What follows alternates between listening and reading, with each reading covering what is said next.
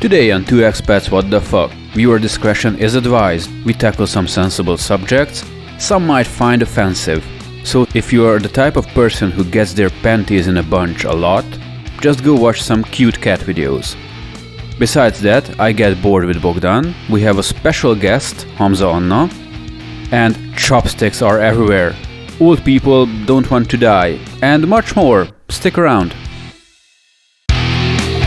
Two Expats, Wtf? Your spiritual guide through Expatia.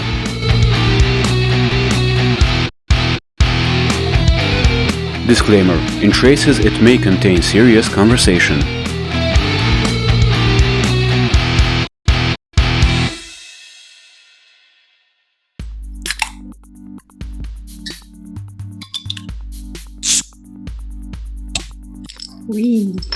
Great! Hello and welcome to another episode of Two Expats Wtf.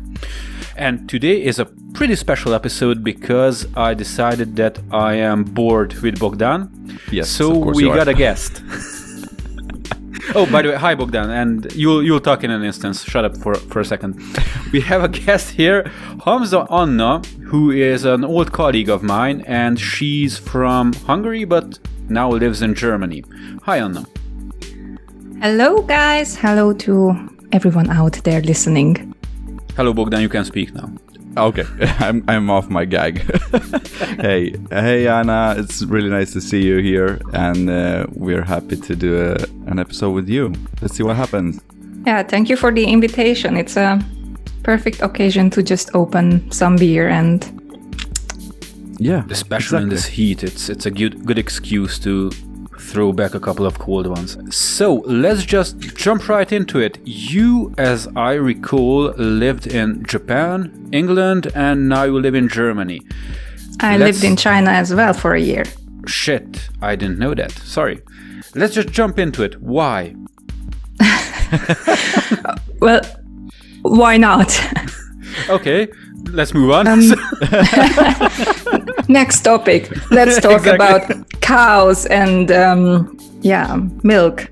Yeah. Well, it's started out pretty early and pretty easy. There is this country like Hungary. It's not bad, but it could be better, even considering its opportunities and the location and everything. And when I was finishing high school, I went to a few Hungarian universities to look up how they work, what they do, blah, blah, blah. And I just didn't like any of the things I saw. Mm-hmm. So it was back in 2010. Now you can calculate how old I am. And that time for European members, the English student loan was still amazing, was still cheaper than now. Thus, I decided to go to England for a study, and it just escalated from there. From the first day, when in the dormitory, I was put together with all the Asian students for some weird reason. Like, I went to the kitchen, and there was a rice cooker and 1,000 pairs of chopsticks, like on the table, like chopstick. And I was So like, you were doomed to Asia directly. Yes. Yeah. Okay. It's not my fault. It was fate. Yeah. It's still better than a dog in a bowl. Oh my God, Zoli. They don't eat dogs, like the Koreans and the Vietnamese do, but the Chinese don't. Okay. Oh, great. Good for them. Now we know. Yeah. Okay. And it's all escalated from there, from becoming really close friends to actually being a bridesmaid on my Chinese friend's wedding in the traditional Chinese dress and everything, and hair and weird photos and, dragon dancing around, and she's being carried around in a carriage, like super weird. So yeah, it was quite an eventful 7 years. So for you, everything started mostly because of studies, and you just wanted to see how studying in different countries feels like, or how was it? You were trying to to expand the opportunities you had in Hungary, try to find different new things that might fit you better. Well, No. No? I was just Okay. very young. I had no clue what I was doing. I just wanted to go for it. Like Explore. I didn't have a long-term plan in my head. I still don't. And yeah, I just went for it. It was great. Like, you know, from cooking together to learning to how to eat with chopsticks, actually getting to know some Asian people, because even though I grew up in Budapest, I just didn't get to get in contact with any Asian people there. And yeah, during my studies after my second year, I decided that, okay, I need to see this China thing. Like what's this China like? I need to see what this is. So I went for 10 weeks to Chengdu in Sichuan province and get off the airplane, you know, totally clueless, like what the fuck is going on here? It smelled bad. It was noisy. The traffic was a nightmare. I loved it instantly. Okay. Amazing. You haven't been to Romania yet, have you? No, but you know, 2 years ago, I went to India for a wedding. So nothing can surprise me anymore. At least that's Okay. what I think now. And then during the years, that's not true. So it was a love story, a love at first sight, at first flight. Yeah. Love at first flight. I spent Okay. there 10 weeks. I learned some Chinese. I met some great people. I had the typical expat life. Like, you know, you just spend there a few months and then you go to your next destination and so on. And yeah, when I graduated, I moved to China because Why not? why not? Yeah, exactly. So that's how I ended up there. That's great. And what did you do in China? I worked in editing and translation, and yeah, it was pretty boring, like the work part. Obviously, you just sit there at the computer, you type something in Chinese, your colleague comes over and says like, no, that's not correct. Like, you just don't know Chinese. Like, no, I do this. You do the other one. And then I'm like, okay, so this is a German text. Like, did you translate it? And they ask her in German, but it turns out that she translates German, but she doesn't speak German. She just does the translation. But How does that work? Yeah, Oh my I don't God. know. Was she Chinese? Yeah. Well, But, then you it know- makes sense. You know, they're kind of really good machines. You know. So- Yeah, it's sad, but it's true in some cases. And for me, whenever a what the fuck moment happened, I was like, it's just China. Yeah, we know the feeling, you know. In Romania, we do the same. We Yeah. just think of everything. Yeah, that's how it works. We do not really try to question it. Question or look it up or see. Well, what's the origin of this problem? No, it's just like, oh fuck it. It's just what it is. It's so true. Let's move on. You know. Unfortunately, for example, for me, that was one of the points that made me move from Romania, because everything was kind of random and really hard to grasp, you know, to get an understanding of why does this shit happen? Why don't things really work as they should? And in contrast to me, I feel that was exactly something that attracted you to China, right? Like the unpredictability or the novelty of it. Adventure of it. Yeah. Like, it was just every day was an adventure, like from getting just a stupid bubble tea from the corner shop to going to work and, oh, I'm late for the bus, I need to get a taxi. I got a taxi. There were two other people already sitting in a taxi going to the same direction. Whatever. Not having enough money, and then the taxi driver is like, is my jewelry real? I'm like, no, it's cost like 20 yuan. Okay, let's give him that. Like, Oh my sure. God. Did Whatever. ride sharing already, or they were really eco-friendly then? Yeah.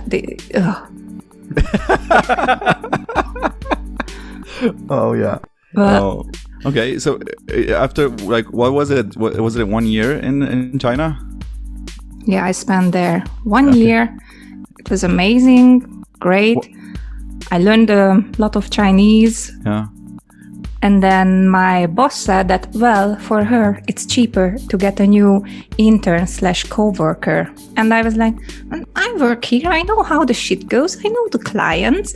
I can talk to the stupid American in the head office. Yeah. Like, what change?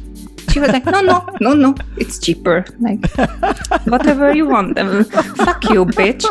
So I decided that good. Europe is not for me yet. Okay. In Korea, I couldn't find a job, and in South Korea, like the more normal Korea. The Korea light. The easier one. Yeah. The Korea light. Yeah, the Kim Jong-un zero part of it. Oh my god. Thus, but how? I'm sorry. Can I just ask you how did you thought about it? What was your thought process? Okay, it's China was nice. The boss doesn't want to have me anymore. Whatever. How did you come up with South Korea? What went through your mind? Were you like, just what's the easiest country to move from here now? Or what was your question? I believe the thought process was, in 10 years, what would make a great story? Exactly. When I'm gonna be on Zoli's podcast, what's happening? Exactly. yeah. That's what's exactly. And then at that point, I already saw that I should look at South Korea, which was out of reach. Okay. Because they prefer English native speakers, and English teaching is the easiest job for foreigners. Okay. So I just pointed at that island. And I don't mean Taiwan by that. I mean the bigger one, Japan. And I just moved there, which was, which was also amazing, great, a complete opposite of China, with everything's food, people, the smell. It finally didn't smell like it wasn't the China smell, like. And I don't mean to offend anyone, because I loved it in China. It was an amazing experience. But God, some of the streets, especially in smaller cities in the countryside, and by smaller cities, I mean like cities with 10 million people. Yeah. Okay. Like the size of Sweden. And the population of Hungary, yes. No, I mean the population of Sweden. That's what I mean, because it's crazy. We have here 10 million people, and the country is, I think, 2.5 times as big as Romania. That makes it maybe 10 times bigger than Hungary. It's crazy big in comparison. I might be wrong. I might be completely off, but it's quite big. And we still have only like 10 million people. And you were in a village, or what was it? A small village, a small town. What was it? China. City. It was already considered a city with 10 million. Okay. That was like the city minimum status. Okay. Yeah. Yeah. Okay. But I wanted to ask you, if you moved to Japan, but how was it? Did you have to take any tests, do any visas? What was the process like? Well, so in China, you had to get vaccinated. Like, you need vaccinations for Japanese encephalitis, or whatever the hell the name of that thingy is. Rabies. You need a new hepatitis shot. Same goes for Japan. You need visa in both countries to stay there longer. Mm-hmm. You need a visa to enter China. You already need a tourist visa. In case of Japan, you need a business or a student visa or something like that. Student visa was the easiest to get, so I went for a language school. I spent there a year, and beside that, I could work and earn money. Money. Yeah, sorry. So for you out there, like, if you go to the right language school, you can actually earn pretty nice ching money. I need to try this language school thing. Yes. Yeah. Because it doesn't matter. Like, my colleague comes opposite. He's from Italy and he speaks Italian. I don't think he speaks English with the students. He actually speaks Italian, but it's just with English words. So accent is okay. Like, I do have my Hungarian accent. And like 4 years in England did me nothing. So who knows? Yeah, it's great to try. However, Okay. if you want to hear something amazing about Japan because you're interested in dogs and animals and you train dogs, Yeah. it would be hell for you. They have dogs in Japan. They don't eat them. Thank God. Thankfully, yeah. But they have these teeny tiny flats, like when you pay 1,000 euro for 20 square meter, and they are teeny tiny. And Yeah, for them, the most important thing is tidiness. Thus, if you have a cat or a dog, they usually keep them in a cage in the flat. Seriously? Wow. Yes, Oh my Yes. god. That's Poor animal dogs, cruelty. animals. That's that's horrible. cruel for both the cats and the dogs, even Yeah. if they are like smaller dogs. Yeah, whatever. And- But why the fuck would you get an animal if you don't treat it like a pet or a family member, or get a stuffed dog or something? Kawaii. What? Kawaii. What's that? Cute in Japanese. Ah, okay. Like that's the theme in Japan. Kawaii. Everything has to be cute. Like Hello Get a fucking Kitty. Tamagotchi. That's kawaii as well. Yeah.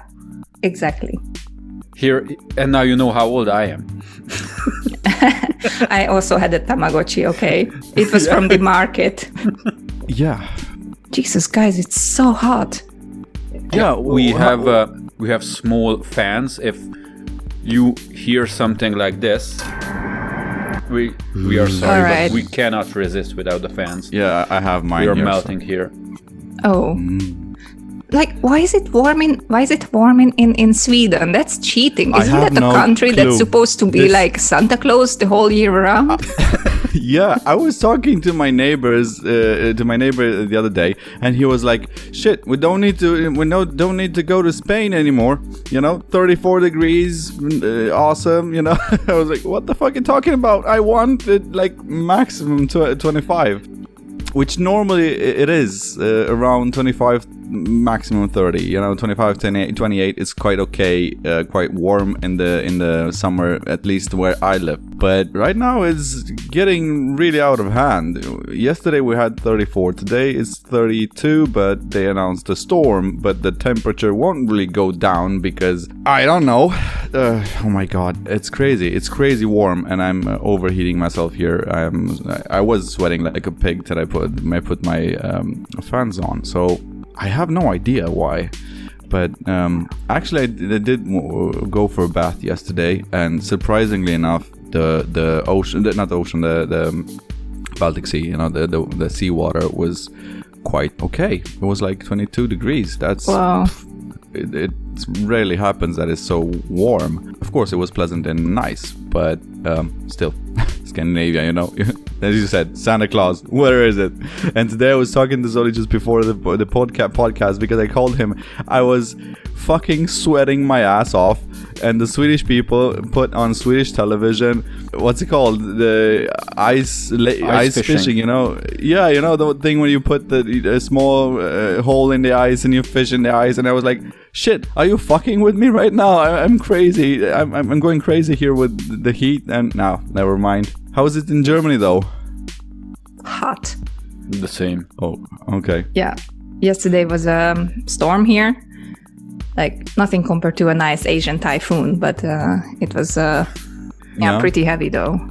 Yeah. Can you tell us some stories about nice Asian typhoons? Well, How was it the first time?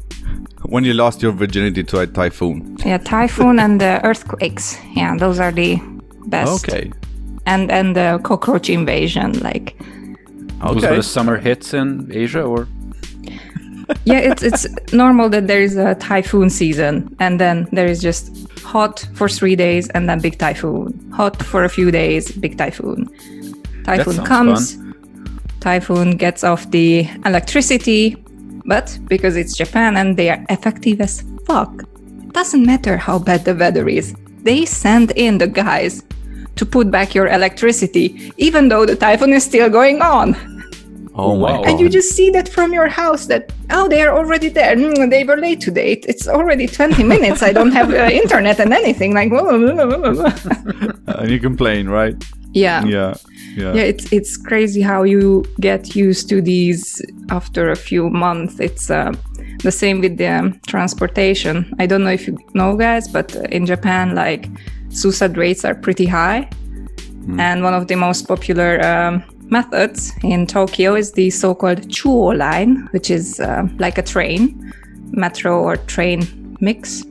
And that one's pretty fast. So it goes through Tokyo.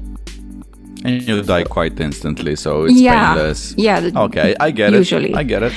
And you're on the Chuo line. Oh my god, it's not. I'm sorry, I shouldn't laugh at suiciding. Oh my god. Don't worry, you're on Chuo line. You have worked like 10, 11 hours, and you're already like, fuck this shit. I hate this country. I hate all these people. Everyone's standing in my mouth. Like, the guy has to come from the station and literally push us in to fit on this stupid... That. Is that it's really true. happening? It's true. Wow. It's so true. And they are very effective. Like, they can push in like 20 more people with a push. Oh my god. It's crazy. And you're on your little Chuo line, you want to get home, and then it breaks, and then you know that, not again. Like, it will take 20 minutes again to clean up the guy from the tracks. So I have to wait 20 more minutes before I can get home. And you just feel so shitty the first time. But after 2 or 3 times, you're like, not again. Yeah, you sort of get used to it. You'd think that at that speed there'd just be nothing left. What do you have to clean up? I don't know how it goes. Luckily I never seen a cleanup. I know someone who I thought did. you never tested it. No. I'm crying here, man. I can't. It's horrible. It's pretty horrible. But the fun thing is that even the Japanese just laugh about it time to time. Oh my god. Oh yeah. Bogdan, you okay? No, I was just imagining everything she said, and of course it's horrible, but at the same time I was imagining the stressed out people wanting to go to work. Oh shit, I'm gonna be late 20 minutes because of this fucking idiot. Didn't you commit suicide 10 minutes later?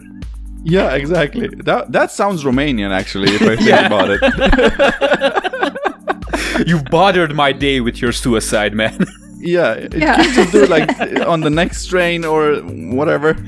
Yeah, but because it's Japan and it's effective. If your train is late, even 1 minute or 2, at the station, there is an extra guy employed for this shit. On the station, there's a guy printing and giving you out tickets saying that your train was late 5, 10, whatever minutes. And if you give that to your boss, you're excused. I think it would be a better use of resources and time if you put a psychologist on the runway and just look for depressed people and pull them off the tracks. I think it would be more cost effective. Yeah, definitely, Zoli. That's a good idea. We should get this idea in front of the Japanese railway people and see what happens. Yeah, I support that, because these suicides happen even though they already put up a fence between the tracks, so you can't really jump over that easily. You actually have to have some skills to do that. Yeah, unfortunately, I live in a country that has quite a high suicide rate, and Zoli might understand why. Is it because there is no sun in winter? Exactly. That's one of the reasons. Yeah, that's one big reason. And the other reason is that people aren't allowed to drink. What do you mean aren't allowed to drink? They are allowed to drink as much as they want in the weekends. So how is that the Swedish Kings comes on the TV on Friday at like 5 p.m. or what and says like, okay, opens his start beer till like Sunday beer, 12 or what? Yeah, he just opens the beer and Sunday at around like 8 or 9 in the evening, the Swedish flag goes down and it's like, yeah, now it's down. Now everyone's it's morning time. Yeah, it's morning time. Yeah, time to work, time to be effective. Go on. Svensson, go and make me a car. Make me a Volvo. Something like that. Yes, and put together my new chair. I just got it from IKEA and the manual is like a complete fuck up. No, they do not put it together. They disassemble it. Yeah, they actually do that probably, yeah. Yeah. Oh, God. No, but I don't even think they make the chairs here. So I don't know. I have actually, where is it? here I have my water glass that says IKEA really big, and then it says made in Spain. So yeah, I have the same shit, but it's made in Bulgaria.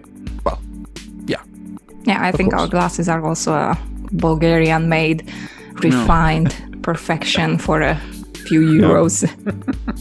yeah. I wanted to ask you. We've had a few episodes about different themes. I think you've listened to some of them, right? I listened to all of them, I think, except for I didn't finish the one with food. Okay. I wanted to ask you, which one did appeal to you most? Which one was the one that you were like, yeah, I know this. I felt this. Yeah? Reverse, okay. like moving around and then going home in between to Hungary and then visiting other countries and then moving back to my place abroad and then visiting at the same time, oh. That's the one that really called out my name. Like, Anna, this episode is for you, or something similar. I was meaning to ask you. Can you tell us some stories about this, about reverse culture shock in this case? If you say that that was something that appealed to you, tell us some interesting story that happened to you. I'm not sure if I have a specific story. It's more like all the experiences together that, like, after so many countries, it's just, there is no place perfect. But what I remember from the culture shock thing that you talked about, like, how uptight the Germans are with all the regulations and bureaucracy and shit. Yeah. It's perfectly wonderful after Japan. So Japan is the Germany of Asia, or? Japan is the Japan of Japan of Japan. I don't know how to tell you, like, tax declaration, nightmare. Seriously? Like, or change of address. Like, if you're a foreigner and they see you and, there is a foreigner, but we saw that they are going to move to the other part of the city. They have English-speaking stuff there. We don't. Like, what are we going to do? Oh my God. And then you get all the formulas, and then you learn that, okay, the dates in Japan follow the actual ruler.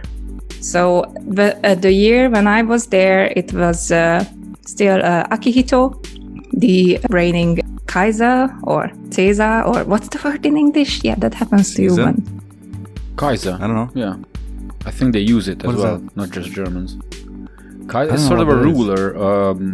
King of Japan. King, sort of a king. Kaiser. Okay, like not the food, the ruler. Mm-hmm. Emperor. Yeah, we don't have. That's it. Oh, no, God. we don't have that here in Sweden. You know, we're just like small people here and more modest. You know, we just have a king. Well, they have an emperor, and exactly. The date follows how long the emperor rules. So when I was there, it was year 29. How does that work? How do you put in perspective everything? Like year 29, you 29 know. of King Yakamoto? Or how does it work? Yeah, you just know. You just know. You just know. But how does an expat know that? Well, if you're lucky, you do have a few Japanese friends who are very happy to enlighten you. If you don't, then you maybe speak Japanese and already know about the culture. If you just arrive and you have no clue of shit, no, then yeah, sucks Google? to be you. Yeah, okay. I understand now. Yeah. That's good. So, well, yeah, like after Japan, like German bureaucracy and all the regulations and shit here, it's just a fresh breeze. So let's just get, you left the year 29 and came to the 2000s. Where did you move from Japan? How old did you get? That's also an interesting. Did you know that in Korea, the year when you are born, you're 1 year old already. They don't count 0. So if you're born on the 31st of December, the next day you are already 2 years old. Wow. What? Hey, that's great until you reach 18 because you can drink at 16. Yeah. Stay positive, man. Yeah, exactly. Yeah, that's good. So that's an anecdote. We should get that here in Europe. We should definitely get that in Europe. Yeah. So after Japan, I moved here to Germany because in Japan I lived in a shared house with the Japanese people and other aliens. Because are they called aliens? Yeah. On your Japanese ID card, that's an alien ID card. You're not a foreigner, no stranger, you're alien. I have to say something about that. No, I can't. I was about to barb, but I can't. No, interesting subject. Because I was thinking about, you said that Japanese bureaucracy is a nightmare, and with the taxes and when you move to a different address and so on, which feels quite weird. Because some people compare, for example, I'm interested to see your perspective, because some people compare Japan to Sweden and Sweden to Japan in some ways, somehow, and I don't really understand it, because I do know that Japan is much cleaner than any other country in everywhere, and I do know that they are very, very strict and very, I don't know, they plan everything in seconds, in milliseconds if they can. And I don't really understand, because here in Sweden is kind of similar, but maybe at a different kind of error margin. And the thing is, what I was thinking is, why do some people compare these two countries? Because here, the bureaucracy, you do have bureaucracy, but it works so smooth. For example, the tax returns, you don't even have to do anything unless you really want to declare something that they didn't write already in your declaration, because they make it for you and you just have to check it. In moving to another address, it's as easy as a piece of cake. You just have to fill up a really short form on the website of the agency, that the fiscal agency or whatever that is. And then it's done. Everything is easy like that.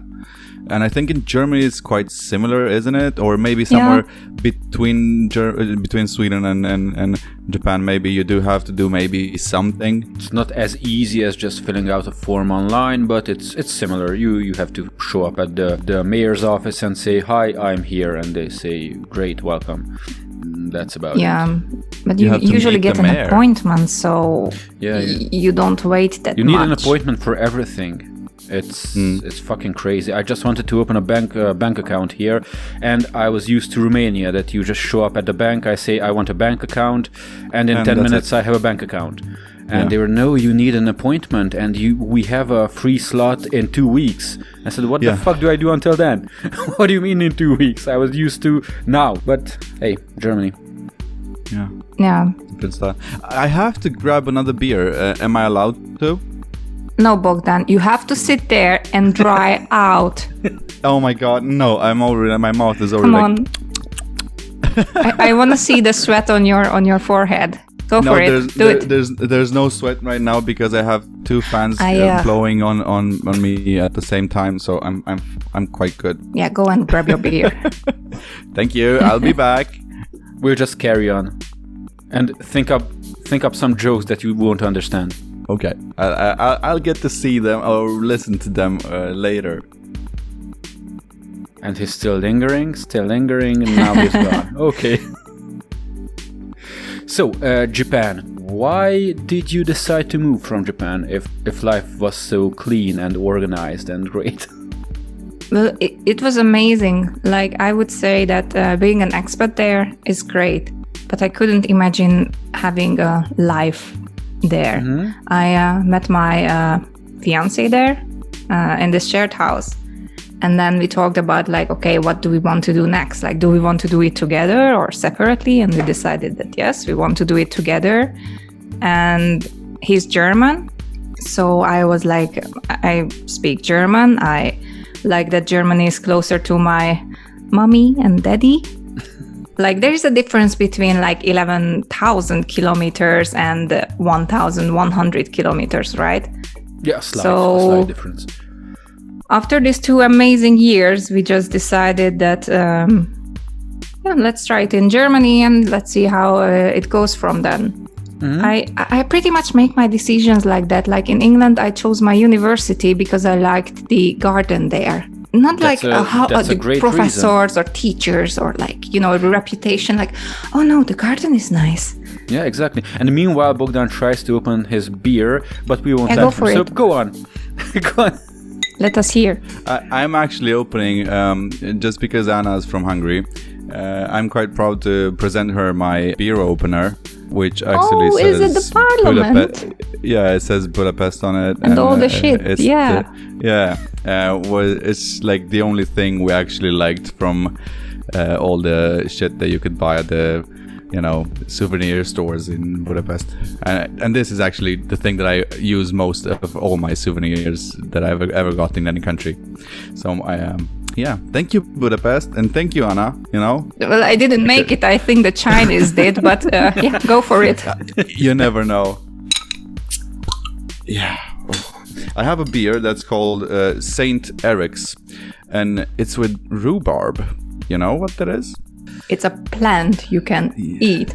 The English make rhubarb pie. Yeah, the Swedish drink it, apparently. Okay. But that's what plants are good for. You either drink them or smoke them. Think about Jägermeister. Oh. Okay. The smoking them is a bit funnier than drinking or eating, but hey, that's It just me. depends on the type of plant. I'm just saying. Yeah, I once ate oregano when we were in Amsterdam. I wanted to buy a magic brownie, and I think they fucked me over because it was with oregano. It had the same taste as oregano, and I was like, I don't feel anything. What's happening here? I don't feel anything. Yeah, come on. I was the typical fucking tourist, that could be fucked over. So I'm not really proud of that, but now the entire world knows. Well, I am smoking tobacco. It's in Sweden. It's like almost a mortal sin to be a smoker. So I don't smoke anywhere else but at my place. So I smoke only on my terrace. And when people see me smoke, I kind of get the weird looks, which is interesting to see, since the Swedish use the snus. If you guys know it, the thing that you put it on, you put on your lip, the chewing tobacco thingy. Hey, No, that's not the the thing chewing that you tobacco. just... No, you just put it under your lip. It's Okay. like a small bag with tobacco or whatever the never mind is. And the thing that I hate most about that is people used to spit it out, and they spit it out on the street or in the garbage can, and the actual moment when they spit that shit out, it just makes me go like, I can't. It's really disgusting for me. But unfortunately, me being a smoker, I don't have the right to an opinion when it comes to that. Japan is for you. In Japan, you can smoke in the izakayas, the pubs. Cheers. Cheers. Cheers. Oh, I missed that. What do you mean? Smoking in pubs. That was great, but it's illegal now in Romania as well. It's illegal in the whole of Europe, I think. Yeah, I think so too. In Japan and most of the Asian countries, it's still allowed. Japan has an amazing drinking culture and an amazing pub culture. The Japanese pubs are called izakaya.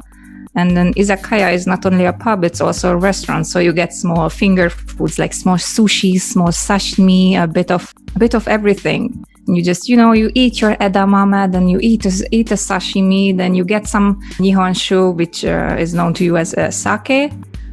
This Japanese rice wine, 20% alcohol, hot or cold, sweet, easy to drink. Nothing to you. It's nothing to you. You have your palinka and whatever you have in Honestly, which is not. That's why we are together with my boyfriend. It's because of nihonshu, because of sake. Oh, okay. So okay. We wanted to have 3 cups of sake, just the... Wee. So done. That's a You beer. drink to that. You're nasty. Oh. And?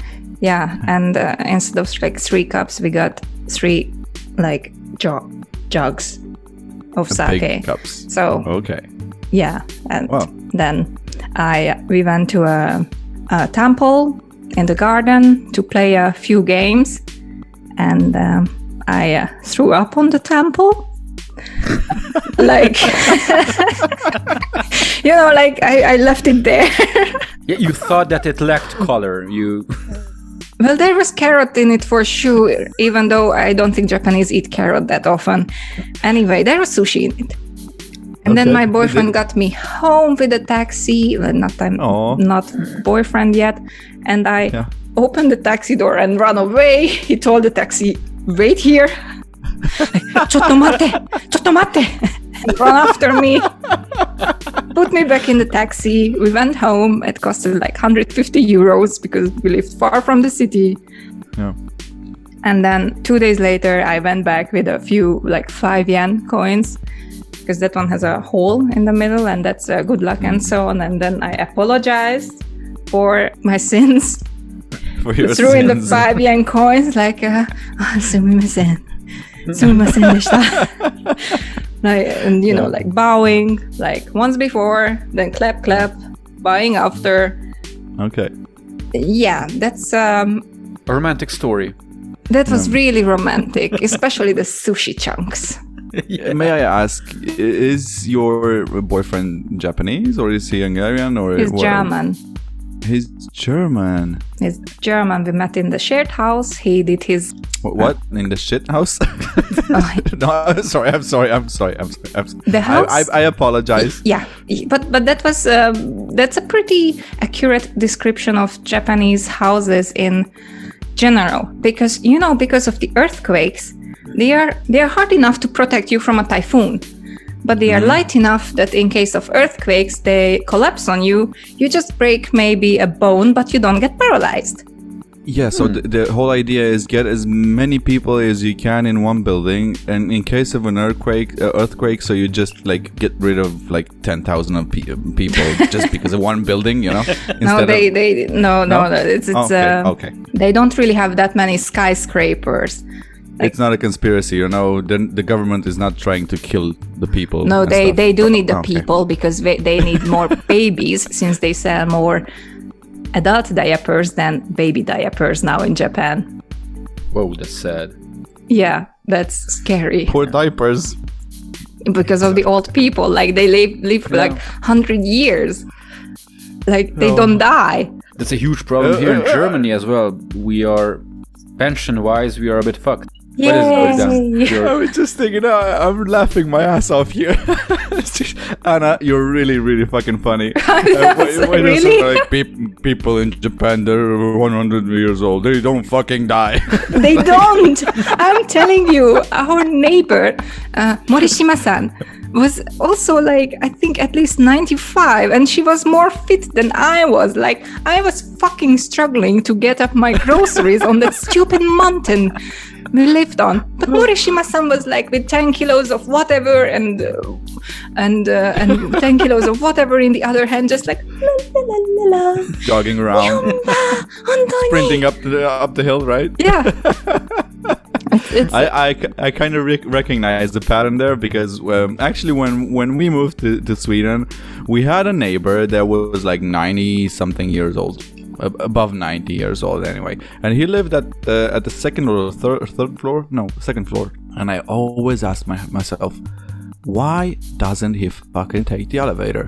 There was an elevator in a small one, just for 2 persons, but why doesn't he take the elevator? He was always fucking like running up and down the stairs. And I was like, hey, Svensson, don't you just like want to take the elevator? Don't you want to be like easy, not stress your feet and take care of your health? And he was always like smiling and going about his stuff. Crazy, like the old woman in the fucking RS8, right? Yeah, like, okay, Really? so that's what we learned today, that's for sure. Like, don't take the elevator and move on a bloody like hill or mountain or somewhere where you have to like walk up with your stupid like heavy grocery shit, and then you So live for like climbing is 100 life? years. Yeah. And then people like us are gonna say like, why don't you fucking die in it? Die already. Stop buying diapers. No, ew. Oh. I have to tell you guys that Morishima-san was super cute actually, and really talkative, and really talked like slowly in Japanese, so we could understand like what she was going on and on and on about. Okay, that's nice. So afterwards you met your boyfriend in Japan, you moved to Germany, but how does England come into play? So England, I studied in England. I finished my degree there. I did English and German, which was one of the most useless degrees, if you ask me.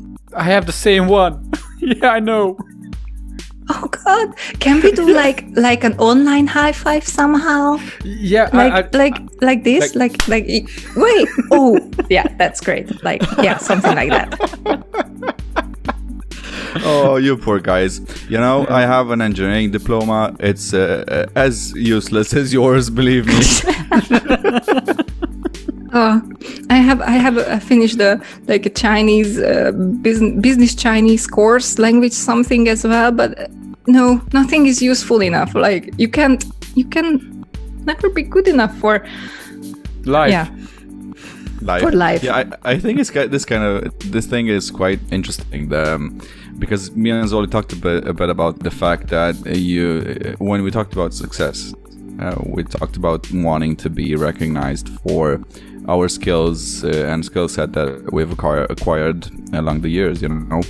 And some of this is also our education, you know. Yeah.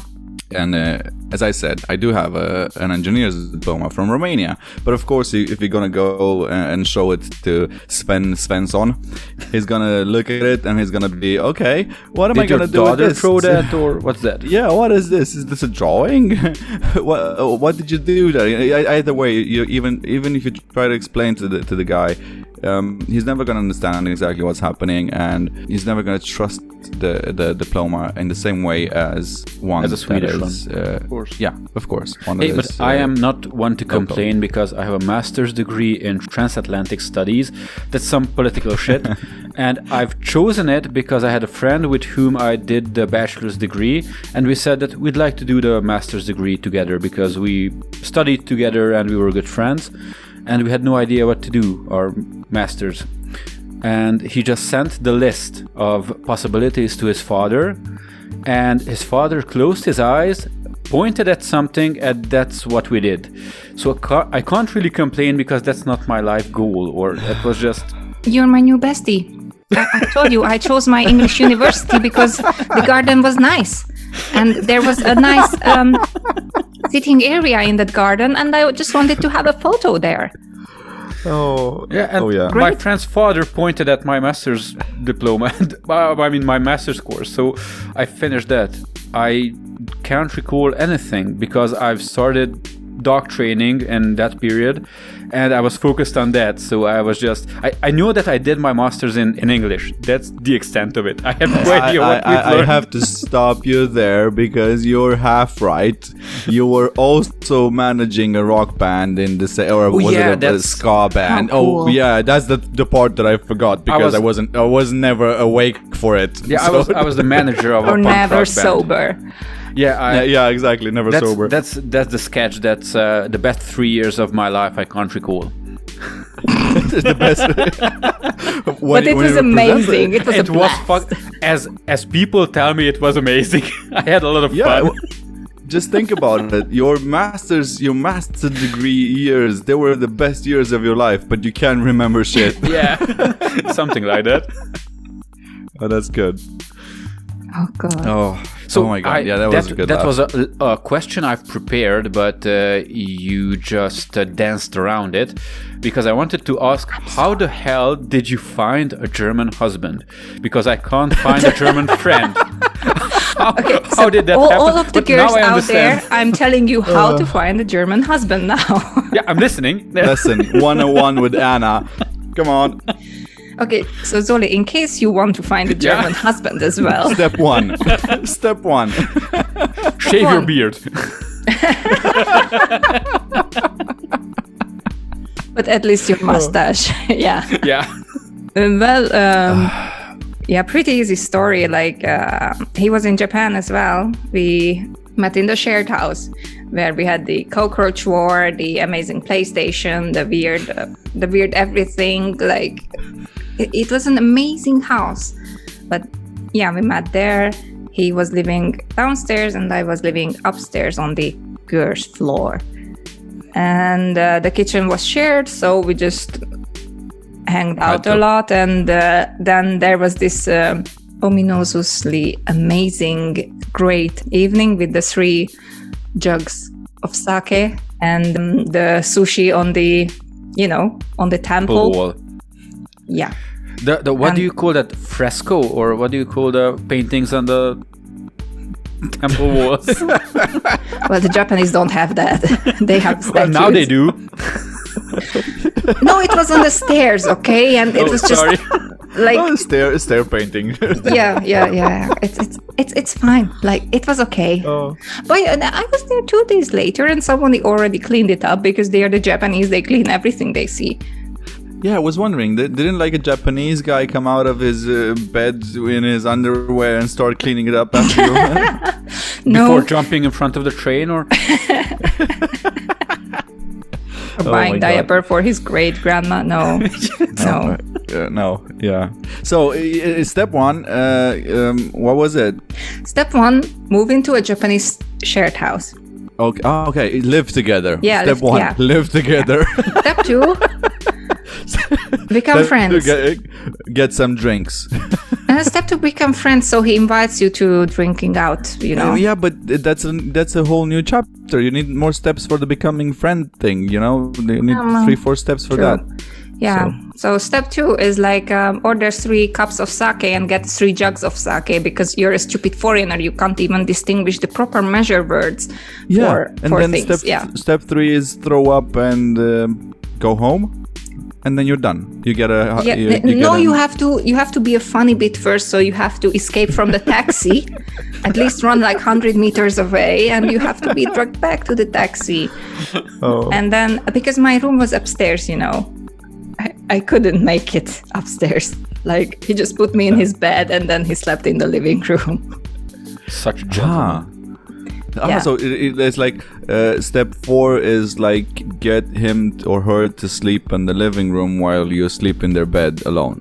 It's okay. The living room has a heated carpet, so he won't be cold. Oh my God! What's your boyfriend's name?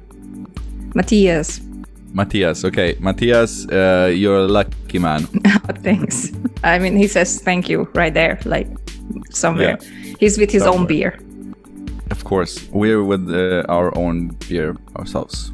That's my last beer drinking pause, or is it your last beer? Yes, it's the last schluck. Wow. Schluck. Is that possible in Germany?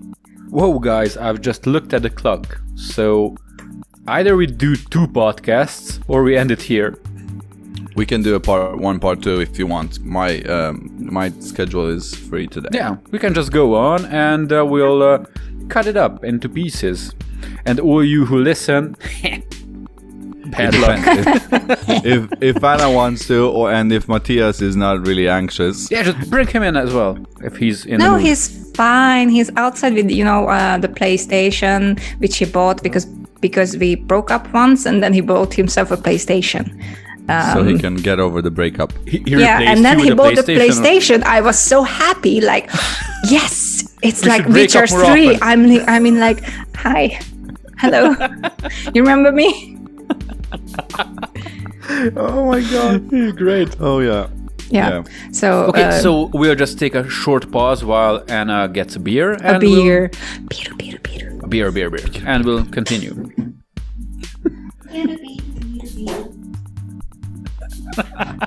Oh. Whew.